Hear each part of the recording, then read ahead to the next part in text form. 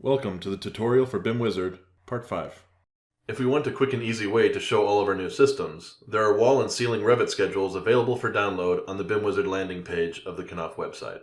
To bring the schedules into our project, we simply go to the Insert ribbon, Insert from File, Insert Views from File.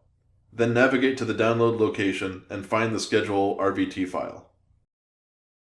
If we drag the wall schedule into our sheet, we see all our new systems populate into it perfectly.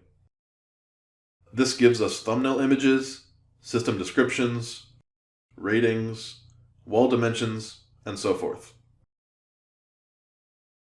We also have separate schedules for our plasterboard and acoustic ceilings. You can, of course, customize these schedules or create your own.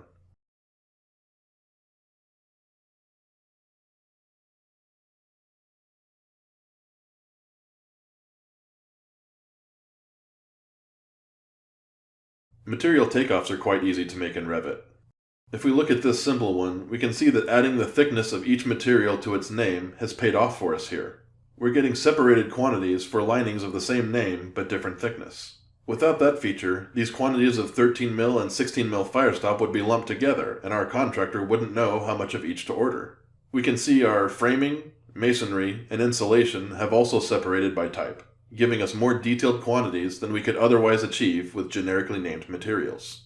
Since our insulation is modeled as a zero thickness layer, its volume won't register, but we'll still get an area that's distinct from our framing, cavities, and substrates.